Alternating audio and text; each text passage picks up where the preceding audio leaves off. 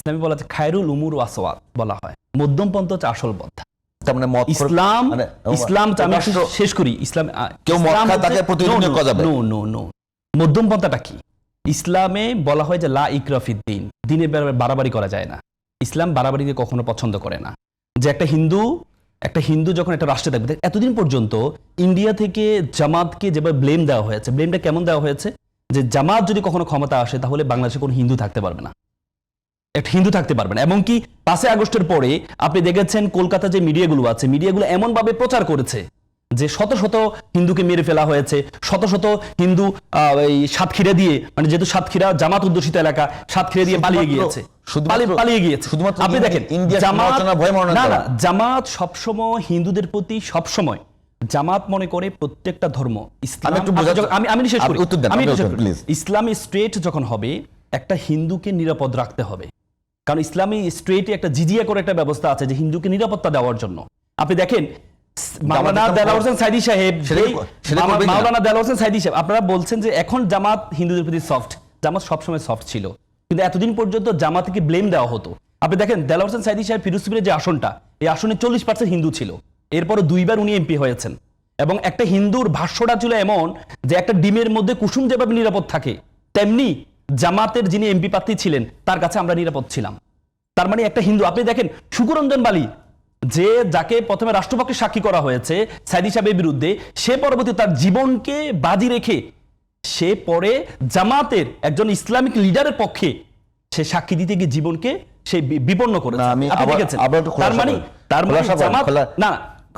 আমি আসছি, তার মানে জামাত হতে সবসময় হিন্দুদের প্রতি সবসময় সফট ছিল। এবং কি মাওলানা দেলাওয়ার হোসেন সাইদি সাহেব, আপনি যখন কারো এমপি হবেন, দেখেন বর্তমানে আমাদের যে একটু আপনাকে আমি সুযোগ দিচ্ছি, আপনি বলবেন, আমি শুধু জানার জন্য একটু বলি যে জামাতকে মানে আপনারা কি যেভাবে কথা বলছেন, স্টিল নাও আপনি কথা বলছেন যে জামাত সংখ্যালঘু, তাদেরকে ইসলামী পয়েন্ট অফ ভিউ থেকে আপনি ডিমের কুসুমের মুরগির কাছে ডিম যেরকম থাকে নিরাপদ, ওই রকম রাখতে যাচ্ছেন না। জামাত রাখার বিষয় না, আমি বলেছি আপনি আমরা কোন ডিসকাউন্ট করছেন। আমি বলেছি একজন হিন্দু বলেছে, একজন ভোটার হিন্দু বলেছে, তাকে জিজ্ঞেস করা হয়েছে যে আপনাদের এমপি, আপনারা তো 40% হিন্দু, আপনাদের এমপি তো একজন ইসলামিস্ট, জামাত, সে আপনারা কি হিন্দুরা কি ভালো আছেন কিনা ফিরোজপুরে, সে হিন্দু, তার ভাষ্য ছিল কোট এন্ড আনকোট করে আমি বলছি, সে বলেছে একটা ডিমের মধ্যে যেমন কুসুম নিরাপদ থাকে, আমরা একজন আলেমের, সে আমাদের এমপি, তার কাছে আমরা সেভাবে নিরাপদ ছিলাম। ক্ষমতা আসলে আমি আবার জামাত ক্ষমতা আসলে সংখ্যালঘুদের স্ট্যাটাস কি হবে? সে বাংলাদেশের নাগরিক, তারা বাংলাদেশের নাগরিক, তারা বাংলা। আপনি দেখেন বর্তমানে জিজিয়া করে ব্যবস্থা করতে বললেন, আমি আপনাকে বলি জিজিয়া করে বললেন যে ইসলামের রুলস নিয়মগুলো আপনাকে বুঝতে হবে। ইসলাম হচ্ছে মুসলমানরা হচ্ছে জাকাত দেয়, যারা ধনী হবে, যারা সামর্থ্যবান হবে তারা দিবে জাকাত, আর হিন্দুরা তো আর জাকাত দিবে না। তো হিন্দুদের জন্য ইসলামের যে আইন, ইসলামের স্টেটের যে নিয়ম, সেই নিয়মে তাদেরকে জিজিয়া করে। তার মানে জামাত ইসলাম ক্ষমতা আসলে কি, জামাত ইসলাম ক্ষমতা আসলে যদি ইসলামী স্টেট কায়েম করে, ইসলামী স্টেট যদি কায়েম করে, ইসলামী স্টেটের যেটা আমাদেরকে ইসলাম আমাদেরকে শিখিয়েছে, সেটি হচ্ছে জাকাত হবে, জাকাত ভিত্তিক অর্থনীতি হবে। সেখানে মুসলমানরা জাকাত প্রদান করবে, হিন্দুরা জিজিয়া কর প্রদান করবে, সেটা ইসলামী স্টেট। এবং কি এটার মাধ্যমে অ্যাডভোকেট আব্দুল্লাহ মামুন, আমি যেটা জানার চেষ্টা করছি, আমি কিন্তু জামাত যদি শব্দটা আমি শুনতে যাচ্ছি না, মানে what's the mission of Jamaat Islami, তারা কি ইসলামী স্টেট করবে? অবভিয়াসলি। তাহলে সেখানে জামাত এবং নট অনলি জামাতের সাথে যে ইসলামিক দলগুলো আছে, প্রত্যেকেই তারা চায় তাদের কনস্টিটিউশন হবে কোরআন,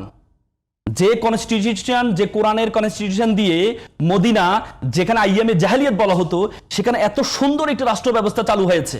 এবং এমন অবস্থা ছিল জাকাত খাওয়ার লোক ছিল না, গরিব তার দারিদ্র বিমোচন এমন সুন্দর হয়েছে যেখানে জাকাত খাওয়ার লোক ছিল না। সে স্টেট কায়েম করে পুরো বিশ্ববাসীকে অবাক করে দিয়েছে। সেই স্টেট কায়েম করতে অবশ্যই জামাত সহ ইসলামী দলগুলো চাইবে, তাদের মূল উদ্দেশ্য হবে, তাদের যে কনস্টিটিউশনটা হবে সেটা হবে কোরআন, হবে তাদের কনস্টিটিউশন।